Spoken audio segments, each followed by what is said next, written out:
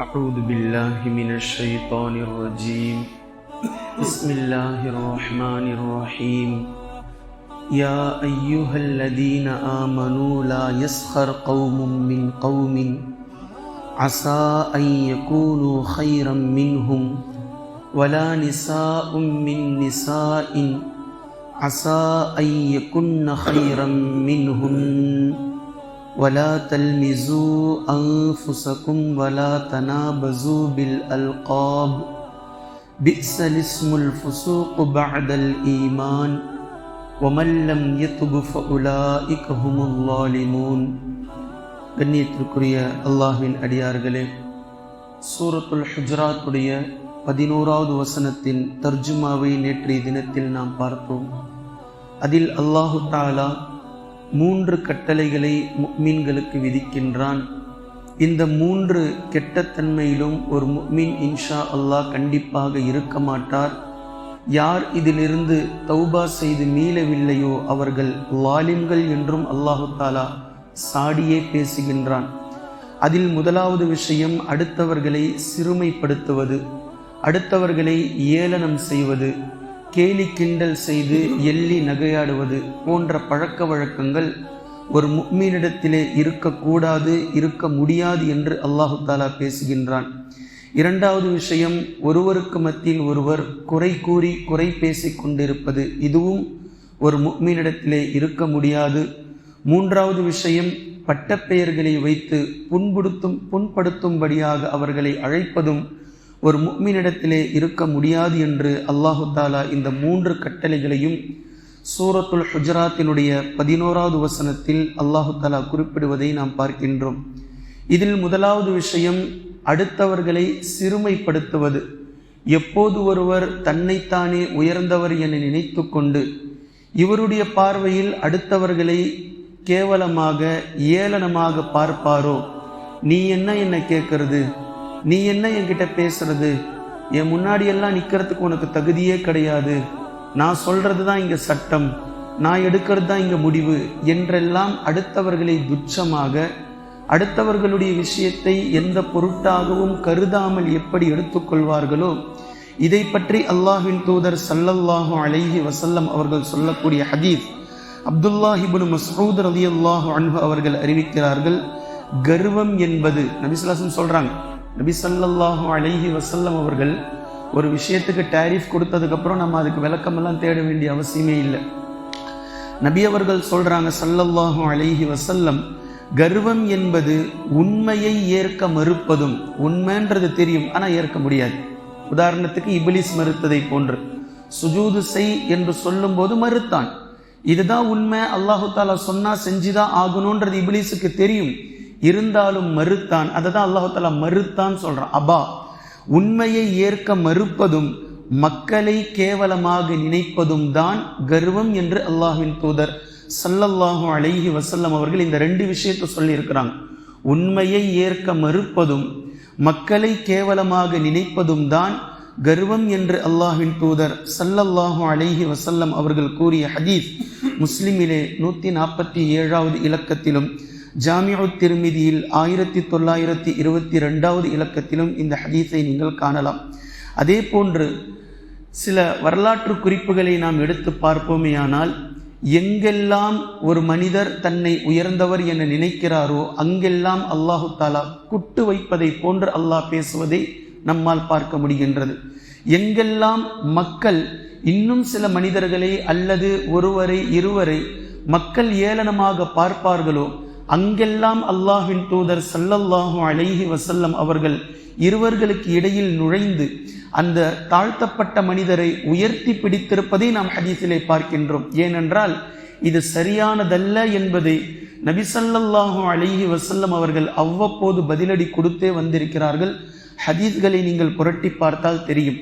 மூசா அலைஹிஸ்ஸலாம் அவர்களுடைய காலகட்டத்தில் இந்த சமூகத்தில் அறிவாளி யார் என்ற கேள்வி வந்தபோது மூசா அலைஹிஸ்ஸலாம் அவர்கள் நான் தான் என்று சொல்லிவிட்டார்கள். இது அல்லாஹுக்கு பிடிக்கல.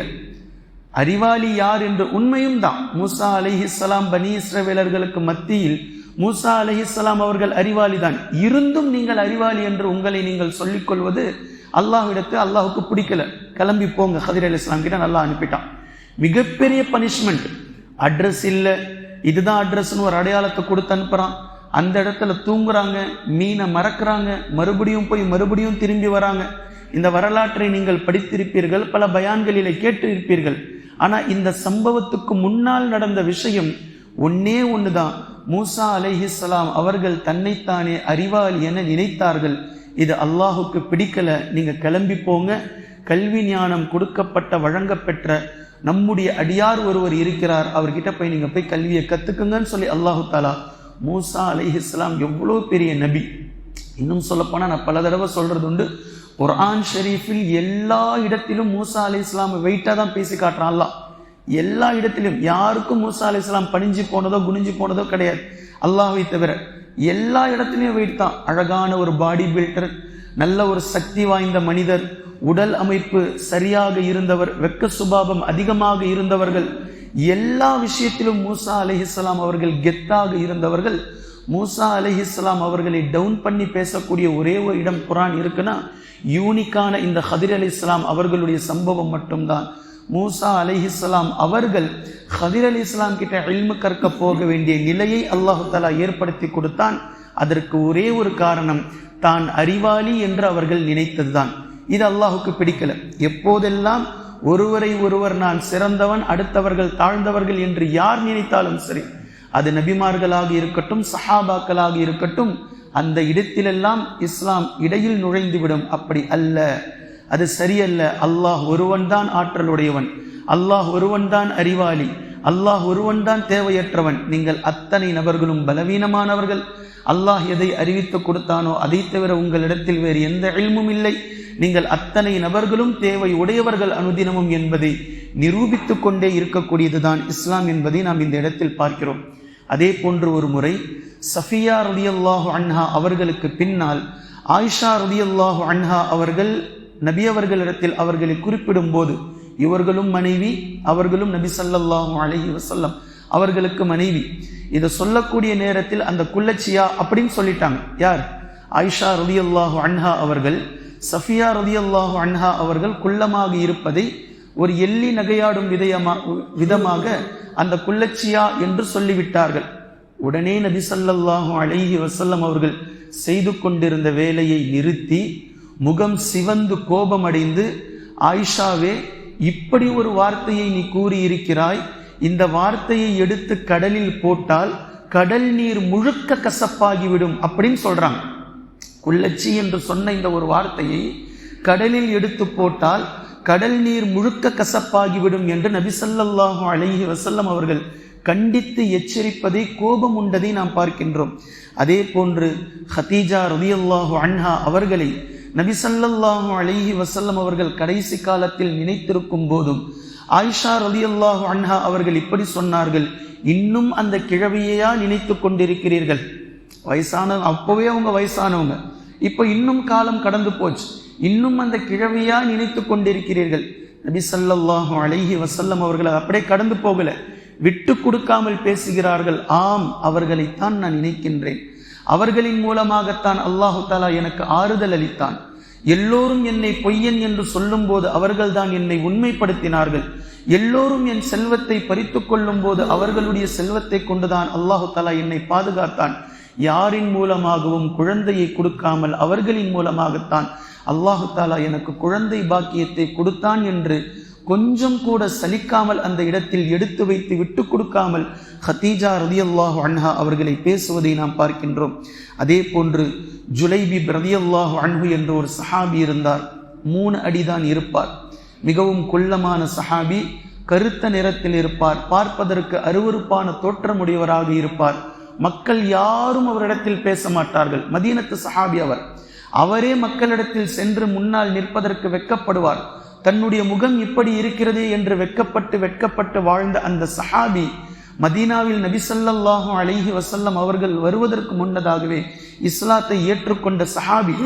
யாரும் அவர்களிடத்தில் பேசாமல் இருந்த நேரத்தில் மதீனாவிற்கு வந்ததுமே நபி ஸல்லல்லாஹு அலைஹி வஸல்லம் அவர்களிடத்தில் அவ்வப்போது நலம் விசாரித்து பேசுவார்கள். அவர் அவ்வளோ சந்தோஷமாவார். யாருமே என்னிடத்தில் பேசுவதில்லை, ஆனால் அல்லாஹ்வின் தூதர் ஸல்லல்லாஹு அலைஹி வஸல்லம் அவர்கள் என்னிடத்தில் பேசுகிறார்கள். எப்போதுமே நபி ஸல்லல்லாஹு அலைஹி வஸல்லம் அவர்களிடத்தில் புன்முறுவலோடு நலம் விசாரித்து பேசுவார்கள். அப்போது அவர் ஒரு முறை நபி ஸல்லல்லாஹு அலைஹி வஸல்லம் அவர்களிடத்தில் கேட்டார்கள், அல்லாஹ்வின் தூதரே, நபி அவர்கள் அவங்க கிட்ட கேட்கிறாங்க, திருமண ஆசை இருக்குதா உங்களுக்கு அப்படின்னு சொல்லி கேட்கிறாங்க. அப்போ ஜுலைபிப் ரலியல்லாஹு அன்ஹு அவர்கள் சொல்றாங்க, அல்லாஹ்வின் தூதரே, எனக்கு யார் பெண் தருவார்? எந்த அடிப்படையில் சொல்றாங்க? ஆண்களே என்னிடத்தில் பேச முனைவதில்லை, ஆண்களே என்கிட்ட முகம் கொடுத்து பேசுவதில்லை, அவ்வளவு அருவருப்பான தோற்றத்தில் நான் இருக்கிறேன், மதீனத்து நகரத்தில் யார் எனக்கு பெண் கொடுப்பார்கள் அப்படின்னு சொல்லிட்டு அவங்க சொல்றாங்க, கேட்கிறாங்க, அல்லாஹ்வின் தூதரே, சொர்க்கத்திலாவது எனக்கு ஹூருன் ஐன்கள் கிடைப்பார்களா அப்படின்னு சொல்லி கேட்கிறாங்க. நபி ஸல்லல்லாஹு அலைஹி வஸல்லம் அவர்கள் சொர்க்கத்தில் நிச்சயமாக உங்களுக்கு கிடைப்பார்கள் என்று சொல்லிவிட்டு மதீனாவிலேயே அன்றைய தினத்தில் இருந்த மதீனா மிஸ் என்று சொல்லக்கூடிய மிக அழகியான அந்த பெண்ணை, உயர்ந்த குலத்து பெண்ணை நபி ஸல்லல்லாஹு அலைஹி வஸல்லம் அவர்கள் ஜுலைபிப் ரலியல்லாஹு அன்ஹு அவர்களுக்காக சென்று பெண் பேசினார்கள். நபி அவர்கள் சென்று பெண் பேசுகிறார்கள். பின்பு அந்த பெண்ணை மனம் முடித்து வைத்தார்கள். திருமணத்திற்கு பின்னால் ஜுலைபிப் ரலியல்லாஹு அன்ஹு அவர்கள் ஷஹீதானதையும் நாம் பார்க்கிறோம். ஷஹீதானதற்கு பின்னால், போர் முடிந்ததற்கு பின்னால் எல்லோரும் அவரவர்களுடைய உறவினர்களை தேடி எடுத்த பின்னால் நபி ஸல்லல்லாஹு அலைஹி வஸல்லம் அவர்கள் போர் முடிந்த இடத்திலே இறங்கி தேடினார்கள். சஹாபாக்கள், அல்லாஹ்வின் தூதரே, நீங்கள் யாரை தேடுகிறீர்கள், யாரை தேடுகிறீர்கள்? நபி ஸல்லல்லாஹு அலைஹி வஸல்லம் அவர்கள் சொன்னார்கள், நான் என் ஜுலைபிபை தேடுகின்றேன், நான் என் ஜுலைபிபை தேடுகின்றேன். எந்த சஹாபாக்கள் பேசுவதற்கே முகம் சுளித்தார்களோ, பேசவே முகம் சுளித்துக் கொண்டு தயங்கிக் கொண்டு இருந்தார்களோ, அந்த ஜுலைபிப் ரலியல்லாஹு அன்ஹு அவர்களுடைய அந்தஸ்தை அல்லாஹ் எப்படி உயர்த்தறான் பாருங்க. நபி ஸல்லல்லாஹு அலைஹி வஸல்லம் அவர்கள் சொன்னார்கள், நான் என் ஜுலைபிபை தேடுகின்றேன்.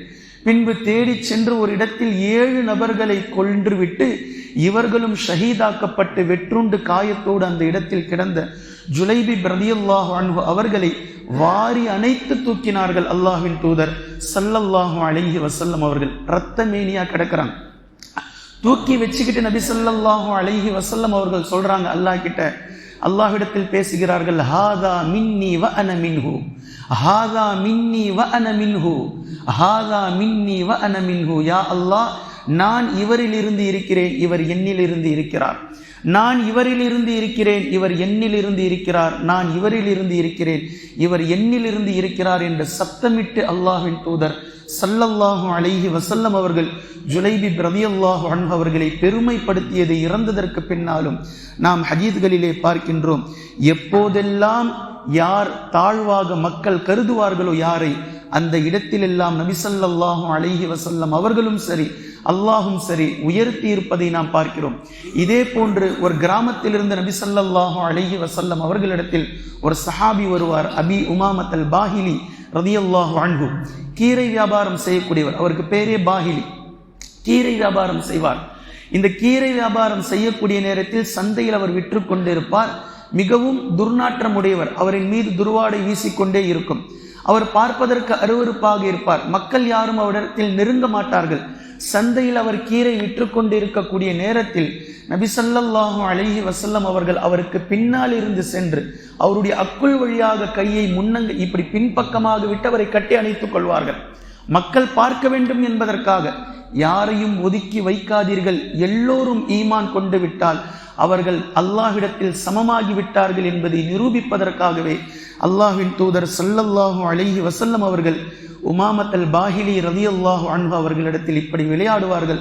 அவர் அவ்வளவு சந்தோஷம் அடைவார், அவ்வளவு சந்தோஷம் அடைவார். மக்கள் அவரை வெறுப்பார்கள்.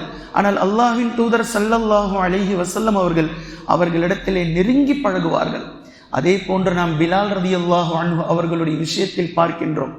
பிலால் ரலியல்லாஹு அன்ஹு அவர்கள் எவ்வளவு கருநிறமாக இருந்தார்கள், அவர்களுடைய உதடுகள் எப்படி இருந்திருக்கும், அவர்களுடைய முடி எவ்வளவு சுருள் முறியாக இருந்திருக்கும் என்பதையெல்லாம் நாம் பார்க்கின்றோம். ஆனால் நபி ஸல்லல்லாஹு அலைஹி வஸல்லம் அவர்கள் பிலால் ரலியல்லாஹு அன்ஹு அவர்களுக்கு கொடுத்த இடம் தங்களிடத்திலே ஆயிஷா ரலியல்லாஹு அன்ஹா அவர்கள் பொறாமைப்படும் அளவிற்கு இருந்தது. நபி ஸல்லல்லாஹு அலைஹி வஸல்லம் அவர்களுடைய மனைவி ஆயிஷா ரலியல்லாஹு அன்ஹா அவர்கள் பொறாமைப்பட்டிருக்கிறார்கள். அல்லாஹ்வின் தூதரே, நீங்கள் பிலால் ரலியல்லாஹு அன்ஹு அவர்களுக்கு உங்களிடத்திலே அதிகமாக இடம் தருகிறீர்கள். அப்படித்தான் யார் மக்களால் ஒதுக்கப்படுவார்களோ அவர்களுக்கெல்லாம் இஸ்லாம் இடம் கொடுக்கும், அவர்களை எல்லாம் இஸ்லாம் அரவணைத்துக் கொள்ளும். நீங்க ஒதுக்கி வச்சிங்க அப்படின்னாக்கா அல்லாஹ் தஆலா நாளை மறுமையில் நெருக்குவான். மக்களை எள்ளி நகையாடுவதோ மக்களை சிறுமைப்படுத்துவதோ இஸ்லாம் ஒருபோதும் எங்கும் அங்கீகரித்ததில்லை. பிலால் ரலியல்லாஹு அன்ஹு அவர்களுக்கு ஷீன் வராது. பாங்கு சொல்லக்கூடிய நேரத்தில் அஷ்ஹது அல்லா இலாஹ இல்லல்லாஹ் என்பதற்கு பகரமாக, அஷ்ஹது அன்ன முஹம்மது ரசூலுல்லாஹ் என்பதற்கு பகரமாக அஸ்ஹது அஸ்ஹது என்றுதான் சொல்வார்கள். மக்கள் இதை ஒரு மாதிரியாக பார்த்தார்கள். என்ன இவர் இப்படி சொல்றார்? அல்லாஹ்வின் தூதர் ஸல்லல்லாஹு அலைஹி வஸல்லம் அவர்கள் பிரத்யேகமாக பிலால் ரலியல்லாஹு அன்ஹு அவர்களுக்கு சட்டம் வகுத்தார்கள். பிலால் சொல்லக்கூடிய ஷீன் தான், யாரும் அதை சொல்லாதீர்கள். அவர்கள் அஸ்ஹது என்றே சொல்லட்டும், அல்லாஹ்விடத்தில் அது அஷ்ஹது தான். அவர்கள் அஸ்ஹது அன்ன முஹம்மது ரசூலுல்லாஹ் என்றே சொல்லட்டும், அல்லாஹ்விடத்தில் அது அஷ்ஹது தான் என்று பிலால் ரலியல்லாஹு அன்ஹு அவர்களுக்காக நபி ஸல்லல்லாஹு அலைஹி வஸல்லம் அவர்கள் சொல்லி இருப்பதை நாம் பார்க்கின்றோம். அதே போன்று எந்த பிலால் அடிமை தந்தைக்கும் அடிமை தாய்க்கும் பிறந்து இனி அடிமையாகவே வாழ்ந்து அடிமையாகவே இறந்து போவதுதான் நம்முடைய நிலை என்று இருந்த நேரத்தில் இஸ்லாத்தை தழுவி இஸ்லாத்தை ஏற்றுக்கொண்டு உமையா அவனிடத்தில் மிகவும் அடிபட்டு சித்திரவதைக்கு உள்ளாகி இனி இவரை வைத்து ஒன்றுமே செய்ய முடியாது, கொன்றுவிடலாம் என்று நினைத்து கொண்டு ஊர் ஓரமாக செல்லும் போதுதான் அபூபக்கர் சித்தீக் ரலியல்லாஹு அன்ஹு அவர்கள் 5 திர்ஹங்களுக்கு விலைக்கு வாங்குகிறார்கள். இந்த நேரத்தில் உமையா சொன்ன வார்த்தை, அரை திர்ஹத்திற்கு இவரை கேட்டிருந்தாலும் நான் கொடுத்திருப்பேன், இவர் என்கிட்ட வேல்யூவே கிடையாது, இவரை போய் நீ 5 திர்ஹம் கொடுத்து வாங்குறீங்க என்று ஏளனமாக பேசினார். அப்போ அபூபக்கர் சித்தீக் ரலியல்லாஹு அன்ஹு அவர்கள் சொன்னார்கள், இவருக்கு நீங்க 50 திர்ஹங்களை விலை வைத்திருந்தாலும் நான் வாங்கியிருப்பேன். ஏனென்றால் ஈமானுடைய வேல்யூ என்னன்றது உங்களுக்கு தெரியாது. இது ஈமானுடைய விஷயம். இது நீ அரை திர்ஹத்திற்கும் வரமாட்டார் அப்படின்னு சொல்றீங்க, நான் 5 திர்ஹத்திற்கு வாங்கியிருக்கிறேன், 50 திர்ஹத்தை நீங்கள் சொல்லி இருந்தாலும் நான் வாங்கியிருப்பேன் என்று அபூபக்கர் சித்தீக் ரலியல்லாஹு அன்ஹு அவர்கள் சொன்ன அந்த தருணத்திற்கு பின்னால் மக்கா வெற்றி அடைஞ்சிருச்சு. எல்லோருமே நபி ஸல்லல்லாஹு அலைஹி வஸல்லம் அவர்களிடத்தில் சரணடைந்த அந்த நேரம், அந்த தருணத்தில் மக்காவினுடைய சாவி நபி ஸல்லல்லாஹு அலைஹி வஸல்லம் அவர்களுடைய கைக்கு வருகிறது. மக்காவை இப்போது நபி ஸல்லல்லாஹு அலைஹி வஸல்லம் அவர்கள் திறக்கப் போகிறார்கள். சஹாபாக்கள் எல்லாம் ஒன்று கூடி குழுமி இருக்கிறார்கள். நபி ஸல்லல்லாஹு அலைஹி வஸல்லம் அவர்கள் யாரை அழைத்து கொண்டு காபாவிற்குள் செல்வார்கள் என்று சஹாபாக்களுக்கு மத்தியில் மிகப்பெரிய ஆர்வம். இந்த பக்கம் உமர் ரலியல்லாஹு அன்ஹு, இந்த பக்கம் அபூபக்கர் சித்தீக் ரலியல்லாஹு அன்ஹு, எல்லோரும் இப்படி ஆவலோடு எதிர்பார்த்து கொண்டிருந்த நேரத்தில் நபி ஸல்லல்லாஹு அலைஹி வஸல்லம் அவர்கள் ஒவ்வொரு பெருநாளிலும் தேடிய அதே அந்த கருப்பு கை பிலால் ரலியல்லாஹு அன்ஹு அவர்களைத்தான் தேடினார்கள். எங்கே அந்த பிலால் ரலியல்லாஹு அன்ஹு அவர்களை கரத்தை பிடித்து கொண்டுதான் காபாவிற்குள் நுழைந்தார்கள். அன்றைய தினம் பிலாலே ஏறுங்கள் காபாவிற்கு மேலாக. எந்த அடிமையை இந்த மக்கமா நகரம் தாழ்த்தி பேசியதோ அந்த அடிமையினுடைய காலுக்கு கீழாக எதை நீங்கள் உயர்வாக காபாவை நினைக்கிறீர்களோ அந்த கட்டடத்தை அந்த அடிமையினுடைய காலுக்கு கீழாக கொண்டு வந்து, இதுதான் சமத்துவம், இதுதான் உயர்வு, இதுதான் அந்தஸ்து என்பதை நபி ஸல்லல்லாஹு அலைஹி வஸல்லம் அவர்கள் அன்றைய தினத்தில் பிலால் ரலியல்லாஹு அன்ஹு அவர்களை காபாவுக்கு மேலேறி பாங்கை சொல்ல சொன்னார்கள். இந்த நிகழ்வை எல்லாம் நாம் பார்க்கின்றோம். இதை சூரத்துன் நஜ்மிலே நாம் பார்த்திருந்தோம். ஃபலா துஸக்கு அன்ஃபுஸக்கும், உங்களை நீங்களே பரிசுத்தவாதிகள் என்று தயவு செய்து எண்ணிக்கொள்ளாதீர்கள். ஹுவ அஅலமு பிமனி தகா, யாரிடத்தில் தக்வா இருக்கிறது என்பதை அல்லாஹ் மிக அறிந்தவனாக இருக்கின்றான். அதைத்தான் இந்த இடத்திலும் 3 கட்டளைகளில் முதல் கட்டளையாக அல்லாஹு தாலா பேசக்கூடிய விஷயம், உங்களில் எந்த ஆண் சமூகமும் இன்ன பிற ஆண் சமூகத்தை, உங்களில் எந்த ஒரு பெண்ணும் இன்ன பிற பெண்ணை தயவு செய்து சிறுமைப்படுத்தி பேசாதீர்கள், எள்ளி நகையாடாதீர்கள். இங்கு யாரும் உயர்ந்தவர்கள் இல்லை, அல்லாஹ் ஒருவன் தான் குறையில்லாதவன் உயர்ந்தவன் என்று அல்லாஹு தாலா சொல்லக்கூடிய முதல் கட்டளையை பார்க்கின்றோம். இன்ஷா அல்லாஹ் 2வது 3வது விளக்கத்தை நாம் தொடர்ந்து பார்க்கலாம். குர்ஆனையும் ஹதீஸையும் தெளிவாக விளங்கக்கூடிய நன்மக்களாகவும் அதை நடைமுறைப்படுத்தக்கூடிய மக்களாகவும் அல்லாஹ் நம்மை ஆக்குவானாக. சுப்ஹானக்கல்லாஹும்ம பிஹம்திக அஷ்ஹது அல்லா இலாஹ இல்லா அன்த அஸ்தக்ஃபிருக வ அத்தூபு இலைக்.